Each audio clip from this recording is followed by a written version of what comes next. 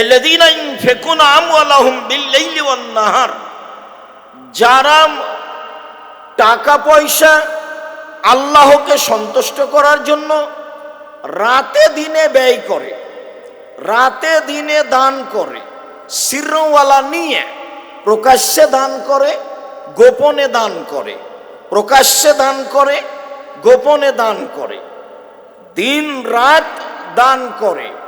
ফালাহুম আজরুহুম ইনদা রাব্বিহিম, তাদের জন্য তাদের প্রতিপালকের নিকটে প্রতিদান রয়েছে। ফালা খাউফুন আলাইহিম, বিচারের মাঠে তাদের কোনো আশঙ্কা ভয় ভীতি থাকবে না। ওয়ালাহুম ইয়াহজানুন, তারা বিচারের মাঠে চিন্তিত হবে না যে আমাদের কি হবে, আমরা জান্নাত পাবো কি পাবো না, আমাদের কি জাহান্নাম হবে। যেমন তাদের কোনো আশঙ্কা ভয় ভীতি থাকবে না, তেমন তারা দুশ্চিন্তা ভোগ করবে না, তারা সহজেই জান্নাত পাবো এমনটা আশা করবে। একথা আল্লাহ তাআলা বলেন। যারা দিনরাত দান করে, যারা গোপনেও প্রকাশ্যে দান করে। অত্র আয়াতে বোঝা যায় যে দান প্রকাশ্যে করা যায়, দান গোপনে করা যায়, অবশ্যই তা যেন লোক দেখানো না হয়।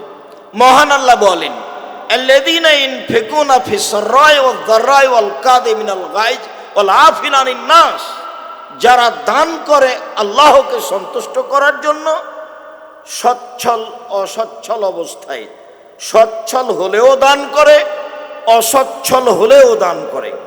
যারা সচ্ছল, সচ্ছলতা অনুযায়ী বেশি দান করবে, যারা অসচ্ছল, অসচ্ছলতা অনুযায়ী কম দান করবে, সবাই দান করবে, তাদের জন্য জান্নাত রয়েছে। আল কাযিমিনাল গায়জ, এবং রাগকে দমন করবে, রাগ করে কিছু করবে না। স্ত্রীকে গালি দেওয়া বা মারা বা তালাক দেওয়া বা প্রতিবেশীর সাথে ঝগড়াঝাঁটি করা, কোনো বিষয়ে রাগ করে কিছু করবে না। অল আফিনা আনিন নাস, এবং মানুষকে মাফ করবে, ছাড় দিয়ে চলবে। সব সময় ছাড় দিতে শিখতে হবে। দলীয় দাপট দেখিয়ে মানুষকে অপমান করা, জেল হাজত দেওয়া, মানুষকে খাটো করা, মানুষের নিন্দা করা, বদনাম করা, গীবত করা, এখান থেকে বিরত থাকতে হবে। মানুষের জীবনে আল্লাহকে সন্তুষ্ট করার জন্য সবচেয়ে জরুরি কাজ হবে, যার ব্যাপারে আল্লাহ তাআলা জান্নাত ঘোষণা করেছেন, তা হলো সচ্ছল অসচ্ছল অবস্থায় দান করা। এক। দুই হলো রাগকে দমন করা। তিন হলো আপনার মানুষকে মাফ করে দেওয়া। সব সময় ছাড়ের ব্যাপারে মনোযোগী হতে হবে। মানুষের প্রতিশোধ নিতে হবে না, মানুষের প্রতিবাদ করতে হবে না। আল্লাহ তাআলা বলেন, ইয়ামহাকুল্লাহুর রিবা ওয়া ইউরবিস সাদাকাত, আল্লাহ তাআলা মানুষের দানকে বাড়িয়ে দেন আর সুদকে মিটিয়ে দেন। কথাটি বাস্তবে অবাক। আল্লাহ তাআলা বলেন, দান মানুষের টাকাকে বেশি করে দেয় আর সুদ মানুষের টাকাকে কমিয়ে দেয়। আমি যদি 100 টাকায় 120 টাকা নিই 6 মাস পরে, তাহলে তো আমার টাকা 6 মাস পরে 120 টাকা হলো। আর যদি আমি 100 টাকা থেকে 10 টাকা দান করি, 90 টাকা বাক্সে রেখে দিই, 1 বছর পরে যদি টাকাটা বের করি, তাহলে 90 টাকাই থাকবে। অথচ আল্লাহ তাআলা বলছেন, মানুষের দান মানুষের টাকাকে বাড়িয়ে দেয় আর মানুষের সুদ মানুষের টাকাকে কমিয়ে দেয়। সুদ মানুষকে ধ্বংস করবেই, একথা আল্লাহ বলেন, একথা আল্লাহর নবী বলেন। আল্লাহর নবী মুহাম্মদ সাল্লাল্লাহু আলাইহি ওয়াসাল্লাম বলেন, যদিও মানুষ সুদকে মনে করে যে টাকা বাড়ছে, তবে মানুষকে মনে রাখতে হবে এর শেষ পরিণতি হলো নিঃস্ব হওয়া, ভিক্ষা করে খাওয়া। যারা কিস্তি উঠায়, যারা কিস্তিতে টাকা নেয়, যারা সুদ খায়, তাকে একদিন না একদিন নিঃস্ব হতেই হবে, তাকে একদিন না একদিন ভিক্ষুক হতেই হবে। ভিটা বাড়ি ছেড়ে দিতে হবে, এলাকা থেকে চলে যেতে হবে। কিস্তির ফলাফল ভিটা বাড়ি ছেড়ে দেওয়া, কিস্তির ফলাফল নিঃস্ব হয়ে যাওয়া। একথা আল্লাহ বলেন, একথা নবী বলেন। রাসূল সাল্লাল্লাহু আলাইহি সাল্লাম বলেন, মানুষের দান মানুষের টাকাকে কমায় না, তাহলে তার বরকত বৃদ্ধি হয়। একথাই ঠিক। আবু হুরায়রা রাদিয়াল্লাহু তাআলা আনহু বলেন, রাসূল সাল্লাল্লাহু আলাইহি সাল্লাম বলেছেন, আল্লাহ তাআলা বলেন, ইবনা আদম আনফিক উনফিক আলাইকা, আদমের ছেলে মেয়ে শুনে রাখো, তোমরা আল্লাহর পথে দান করো, আমি তোমাদের টাকা পয়সা বেশি করে দিব। বুখারী মুসলিম। অত্র হাদিসে বোঝা যায় দান মানুষের টাকাকে বাড়িয়ে দেয় এইভাবে যে আল্লাহ তাআলা তার অর্থ সম্পদে বরকত দিয়ে দেন, তখন তার টাকা ধীরে ধীরে বাড়তে থাকে। যা আল্লাহ তাআলা বলেন হাদিসে কুদসিতেই, ইবনা আদম, হে আদমের ছেলে মেয়ে, তোমরা দান করো, আমি তোমাদের সেইটা পূর্ণ করে দিব, ব্যবস্থা করে দিব। আবু হুরায়রা রাদিয়াল্লাহু তাআলা আনহু বলেন, রাসূল সাল্লাল্লাহু আলাইহি সাল্লাম বলেছেন, মা মিন ইয়াউমিন ইসবিহুল ইবাদু ফিহি ইল্লা ইয়ান মালাকানি ইয়ানজিলানি, প্রত্যেকদিন সকালে দুইজন ফেরেশতা আকাশ থেকে নেমে আসেন। একজন বলেন, আল্লাহুম্মা আতে লিমুনফিকিন খালাফা, যে ব্যক্তি দান করলো, যে পরিমাণ দান করলো সেটা তুমি পূর্ণ করে দাও। অকাল আখার, অপরজন ফেরেশতা বলেন, আল্লাহুম্মা আতে লিকুল্লি মুমসিকিন তালাফা, যে যেই পরিমাণ দান করলো না তার সেই পরিমাণ তুমি ক্ষতি করে দাও। হাদিস বুখারী মুসলিম। প্রত্যেক দিন সকালে আকাশ থেকে দুইজন ফেরেশতা নেমে আসেন। একজন বলেন, আল্লাহ, যে মানুষ দান করলো তুমি তা পূর্ণ করে দাও, অর্থ সম্পদে বরকত দিয়ে দাও। অপরজন ফেরেশতা বলেন, আল্লাহ, যে দান করলো না তুমি তার অর্থ সম্পদে ক্ষতি করে দাও, তার অর্থ সম্পদ যেন নষ্ট হয়ে যায়। আমি দান না করলে আমার অর্থ সম্পদ ক্ষতিগ্রস্ত হবে, কমে যাবে, আমাকে নিঃস্ব হতে হবে। এ কথাই ঠিক যা রাসূল সাল্লাল্লাহু আলাইহি সাল্লাম বলেন। হাদিস বুখারী মুসলিম। আবু হুরায়রা রাদিয়াল্লাহু তাআলা আনহু বলেন, রাসূল সাল্লাল্লাহু আলাইহি সাল্লাম বলেছেন, ইন তাফজুলিল ফজল খায়রুল লাক আন তুমশিকুহু শাররুল লাক, পৃথিবীর মানুষ শুনে রেখো, যদি তোমার প্রয়োজনের অতিরিক্ত খরচ করো, দান করে দাও, তাহলে তোমার জন্য কল্যাণ।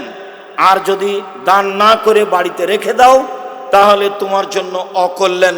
তুমি এটা মনে রেখো। ওয়াহাব ইবনে মুনাব্বিহ রাদিয়াল্লাহু তাআলা আনহু বলেন, রাসূল সাল্লাল্লাহু আলাইহি সাল্লাম বলেছেন, তোমরা দান করো, তাসাদ্দাকু, তোমরা দান করো, ইয়াতি আলাইকুম জামানুন, এমন একটা সময় চলে আসছে, এমসি রাজুল বিসাদাকাতিহি, তার দান নিয়ে রাস্তা রাস্তায় ঘুরবে, ফালা ইয়াজিদু মান ইয়াকবালুহা, এমন লোক পাবে না যাকে সে দিবে।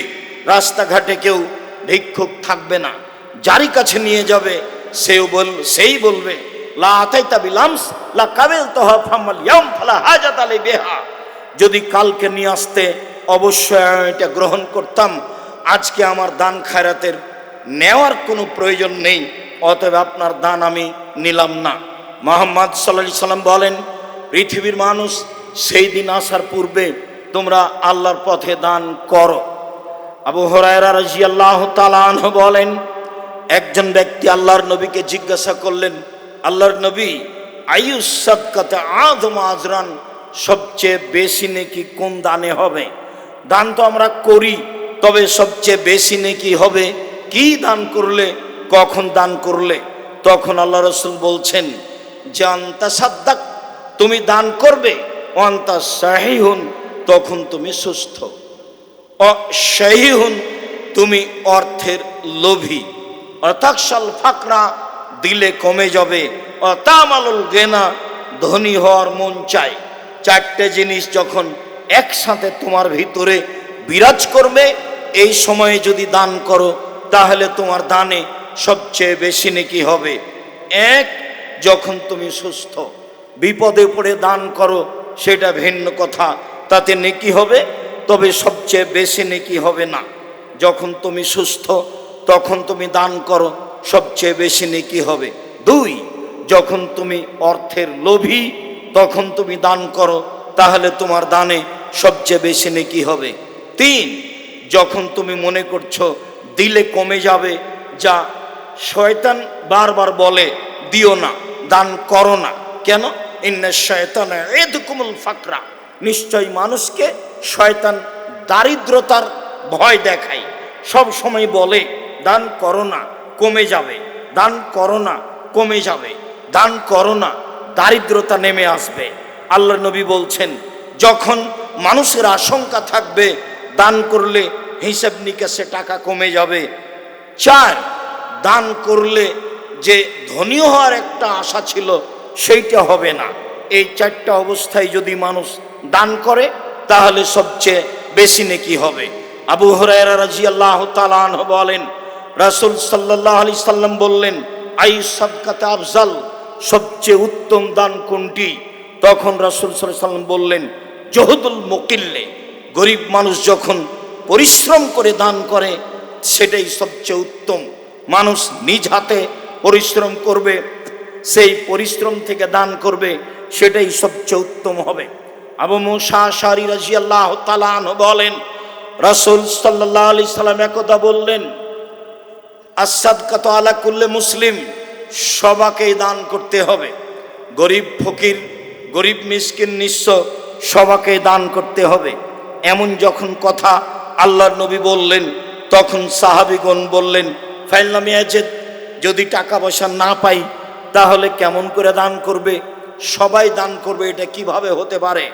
তখন আল্লাহ রাসূল বললেন ফাল ইয়ামাল বিয়াদাইহি, নিজ হাতে কাজ করবে, মানুষের বাড়িতে দিন মজুরি করবে, দিন মজুরি করে টাকা ইনকাম করবে, ফায়ানফা নাফসাহু, সে নিজে উপকৃত হবে, ওয়ায়াতাসাদ্দাকু, সেখান থেকে দান করবে।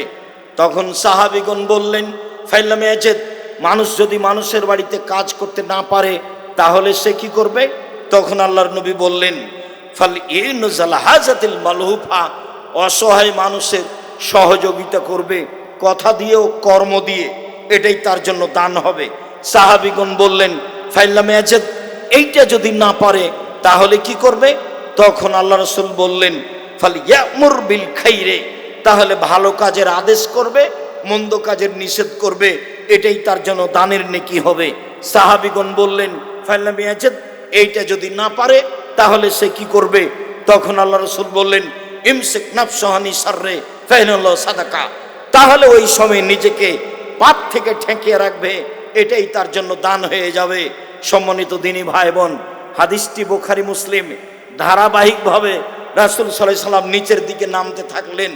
প্রথমে যখন বললেন সবাইকে দান করতে হবে, তখন সাহাবীগণ বললেন কেমন হলো? টাকা পয়সা না থাকলে কিভাবে দান করবে?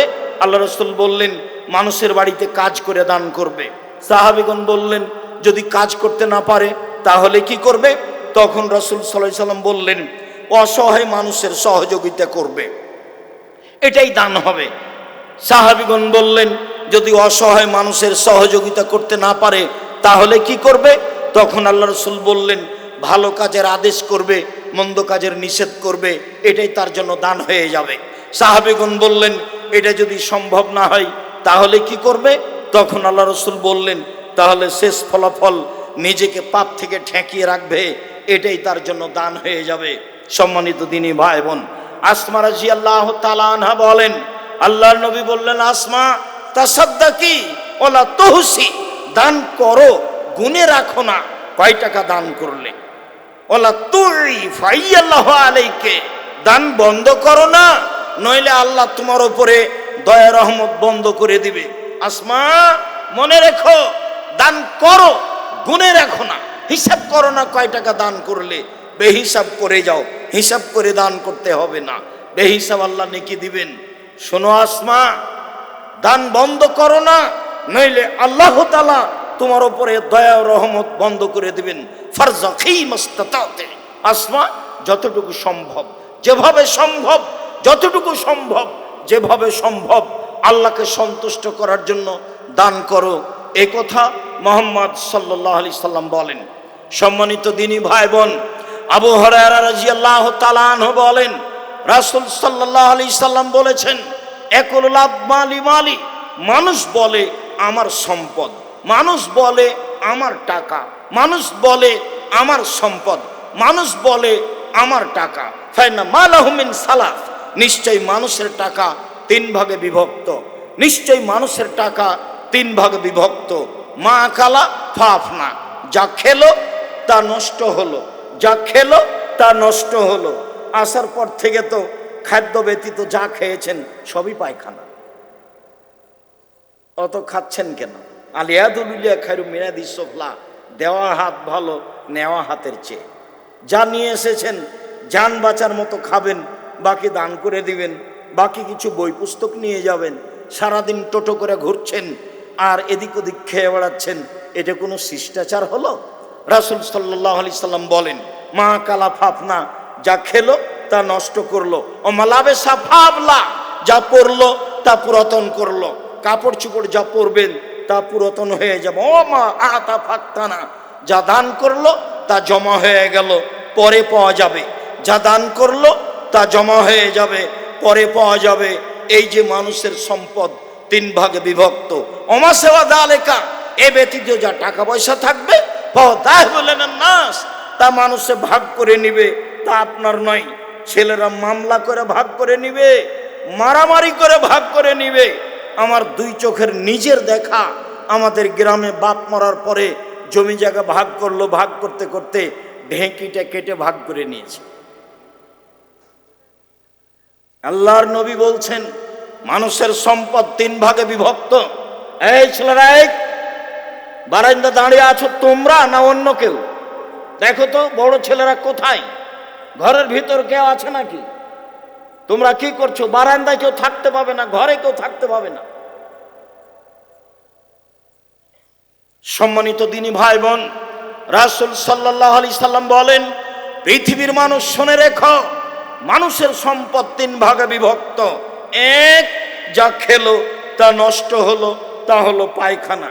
দুই, যা পরলো তা পুরাতন হলো, তা ছিঁড়ে শেষ হলো, তা কাপড় চোপড়। তিন, অমাতা ফাক্তানা, যা দিল তা আল্লাহর রাস্তায় জমা হয়ে গেল, পরকালে পাওয়া যাবে, বিনিময় অনেক বড়। রাসূল সাল্লাল্লাহু আলাইহি সাল্লাম শেষে বললেন, অমা সেওয়া দালেকা, এ ব্যতীত যা অর্থ সম্পদ থেকে গেল তা মানুষের কাছে চলে যাবে, মানুষ তা ভাগ করে নিবে। প্রয়োজনে মারামারি করে, প্রয়োজনে মামলা করে। জমি জায়গা নিয়ে মানুষের মামলা হয়েছে, অর্থ সম্পদ নিয়ে মানুষ মামলা করে। দুই ভাই দুই দিকে কাঠগড়ায় দাঁড়িয়ে আছে, পৈতৃক সম্পত্তির ভাগ নিয়ে গন্ডগোল হয়েছে, তাই এক ভাই আর এক ভাইকে মেনে নেয় না। সম্মানিত দিনী ভাই বোন, এটাই হচ্ছে অর্থ সম্পদের ফলাফল। আবু হুরায়রা রাদিয়াল্লাহু তাআলা আনহু বলেন, রাসূল সাল্লাল্লাহু আলাইহি সাল্লাম একদা বললেন, মান মা মিনকুম আই ইহুব্বু ইনদাহু মালা ওয়ারিসিহি মিন মালিহি, তোমাদের মধ্যে কে আছে এমন যে উত্তরাধিকার সূত্রে যে সম্পত্তি আছে, যে সম্পদ আছে, সেইটাকে ভালোবাসে নিজের সম্পদের চেয়ে? বলো তো সঙ্গী সাথী, তোমাদের কে এমন আছে যে উত্তরাধিকার সূত্রে যে সম্পত্তি পাওয়া যাবে, সম্পদ পাওয়া যাবে, সেইটাকে ভালোবাসে নিজের সম্পদের চেয়ে?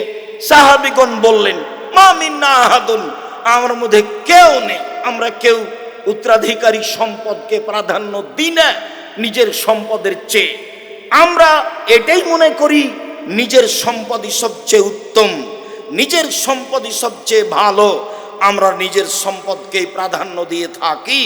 রাসূল সাল্লাল্লাহু আলাইহি সাল্লাম বললেন, শোনো, নিজের সম্পদ মা কাদ্দামা, যেটা দান করে দিয়েছে সেটাই হলো নিজের সম্পদ। আর উত্তরাধিকারী সম্পদ যেটা ছেড়ে দিয়েছে, যেটা রেখে যাবে, সেইটা উত্তরাধিকারী সূত্রে মানুষে ভাগ করে নেবে, এটা তোমার নয়। মানুষ বুঝতে ভুল করেছে, যেটা ছেলে মেয়ে ভাগ করে নেবে সেটাকেই ভালোবাসলো, যেটা তার নিজস্ব সম্পদ সেটাকে ভালোবাসলো না। সম্মানিত দিনী ভাই বোন, হয়তোবা আপনাকে আমি সঠিকভাবে বিষয়গুলি স্পষ্ট করে বুঝাতে পারছি না। রাসূল সাল্লাল্লাহু আলাইহি সাল্লাম যা বলেছেন আপনার কাছে স্পষ্ট করতে পারলেই তা ভালো ছিল। আবু হুরায়রা রাদিয়াল্লাহু তাআলা আনহু বলেন, একজন লোক আল্লাহর নবীর কাছে এসে বলছেন, আল্লাহর নবী, কাদ মাতা আবি, আমার পিতা মারা গেছেন, ও তারাকা মালান, অর্থ সম্পদ ছেড়ে গেছেন, অলাম ইউসিনি, আমাকে কোনো উপদেশ দিয়ে যাননি, ওসিয়ত করেননি। হাল ইউকাফিরু আনহু সায়াতিহি আন আতাসাদ্দাকা আনহু, আমি যদি আমার পিতার জন্য দান করি তাহলে আমার পিতার পাপ ক্ষমা হবে কি? আমার পিতা টাকা পয়সা ছেড়ে গেছেন, কোনো ওসিয়ত করে যাননি। আমি যদি আমার পিতার জন্য দান করি তাহলে তার পাপ মিটে যাবে কি? আল্লাহর নবী বললেন নাম, হ্যাঁ তার পাপ মিটে যাবে। হাদিস বুখারী মুসলিম। তখন আল্লাহর নবী বললেন না যে ছোট পাপ মিটে যাবে, বড় পাপ মিটে যাবে না, এই কথা তিনি বললেন না। তিনি বললেন যা, তাতে প্রত্যেক ছেলে মেয়ের উচিত তার বাপের জন্য, তার মায়ের জন্য, তার দাদা দাদির জন্য, নানা নানির জন্য দান করা, যাতে করে যারা মরে গেছে তাদের পাপ মিটে যায়। মরা মানুষের পাপ মিটে যাবে দান করলে। সম্মানিত দিনী ভাই বোন, হজ করলে মরা মানুষের পাপ মিটে যায় না, নিজের হয়।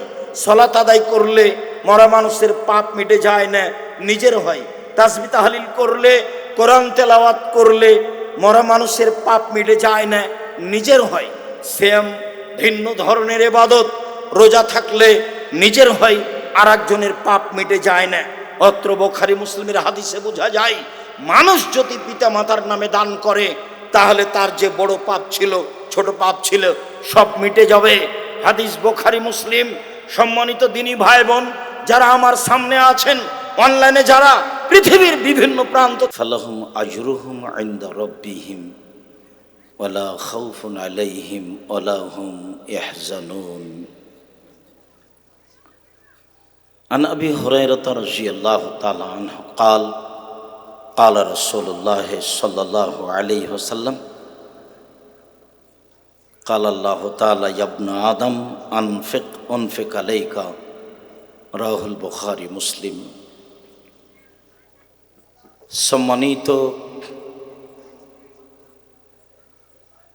জামিয়া সালাফির 2025 সালের সালাফি কনফারেন্সে উপস্থিত দ্বীনি মুসলিম ভাই বোন, প্রশংসা আল্লাহর জন্য, শান্তি অবতীর্ণ হোক আল্লাহর রাসূলের উপর সাল্লাল্লাহু আলাইহি ওয়াসাল্লাম।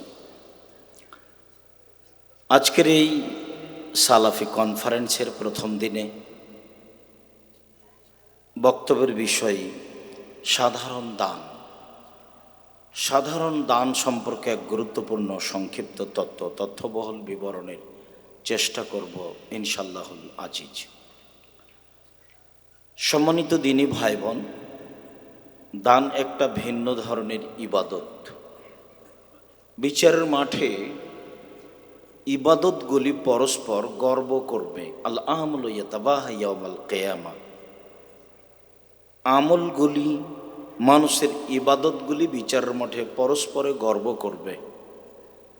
তাতে সাদাকা বলবে যে আনা আফজাল, আমি হচ্ছি সবচেয়ে উত্তম ইবাদত। দানই এমন একটা ইবাদত যা একটা থেকে আর একটা করতে পারে। সালাত আদায় করে জান্নাত পাওয়া যায়, জান্নাত কিনা যায় না। হজ করে জান্নাত পাওয়া যায়, জান্নাত কিনা যায় না। তাহাজ্জুদ পড়ে জান্নাত পাওয়া যায়, জান্নাত কিনা যায় না। দান এমন একটি ইবাদত যা দিয়ে জান্নাত কিনা যায়। দান এমন একটি ইবাদত যা দলিল হিসেবে বিচারের মাঠে পেশ করা যাবে। কাজেই আমাদের মনে রাখতে হবে, ইবাদতের জগতে সবচেয়ে শক্তিশালী, ক্ষমতাধর, ভিন্ন ধরনের ইবাদত হলো দান, যার বিচারের মাঠে ইহকালে পরকালে অনেক ক্ষমতা রয়েছে। মর্মে আমরা আপনাদের সামনে একটি অতীব গুরুত্বপূর্ণ তথ্যবহল দান সম্পর্কে বিবরণ পেশ করার চেষ্টা করব ইনশাআল্লাহ। সম্মানিত দিনী ভাই বোন, আমি আমার কথা বলার পূর্বে আপনাদের সামনে কিছু কথা বলে নিই, তাতে আমাদের ছেলেরা এই বারান্দায় দেখো তো, কোনো ছেলে যেন দাঁড়িয়ে না থাকে। ওই যে দেখা যাচ্ছে, তোমাদের একটু ইতস্তবোধ হয় না? আর যারা বারান্দায় গল্প করছে তাদের লজ্জাবোধ হয় না? ওখানে কি করছো? এই ছেলেরা যাও, বারান্দায় কি করে ওরা? দেখো দাঁড়িয়ে আছে কেন? ওখানে আছে কেন? তোমরা কি করো এখানে? খেলাধুলার জন্য এখানে এসেছো এখন? আর আপনারা যারা দোকানপাটে বসে আছেন, বাজার কি উঠে চলে গেছে? দোকানপাট কি মানুষ নিয়ে চলে গেছে? কাল দিনে কি করবেন? আপনার একটু শরমবোধ হয় না কেন? আমি তো সূচনাতেই বলেছি যে এটা সালাফি কনফারেন্স, এখানে বিষয়ভিত্তিক বক্তব্য হয়। আপনি সারাদিন হেঁটে বেড়াবেন, দোকানপাটে দাঁড়িয়ে থাকবেন, হ্যাঁ হ্যাঁ করে হেসে বেড়াবেন, এটা কোনো কথা হলো? এটা আদর্শ হলো আপনার? আপনি কোন লজ্জায় দোকানের সামনে দাঁড়িয়ে আছেন? আপনি এখন চা খেতে গেলেন কেন? যা টাকা পয়সা নিয়ে এসেন খেয়েই শেষ করবেন? এটা আপনার মানবতা ভিতরে কাজ করে না কেন? আপনার একটা ইতস্তবোধ ভিতরে কাজ করে না কেন? আর আপনার একটা বিবেচনা ভিতরে কাজ করে না কেন? কেন জানি আপনাকে দেখলে কেমন কেমন লাগে। কোন শরমে আপনি সন্ধ্যা থেকে এভাবে ঘুরে বেড়াচ্ছেন? ছেলেগুলো যে এভাবে কথা বলল সেটা তো আপনি দেখলেন না, তা আপনি জামিয়া সালাফিয়ার কি দেখলেন? আমি তো দেশের মানুষের কাছে বিভিন্নভাবে ভিক্ষা করে এই জামিয়া সালাফিয়া একটা ভালো থেকে ভালো পর্যায়ে নিয়ে যাব ইনশাআল্লাহ। এই ব্যাপারে জীবন বাজি রেখে চেষ্টা চালিয়ে যাচ্ছি। আর আপনি এই চেষ্টাকে স্বাভাবিকভাবে দেখবেন কেন? আমি আপনাকে খুব সম্মান সহকারে ডেকে নিয়ে এসেছি এখানে, বাংলাদেশের বিভিন্ন জেলা থেকে।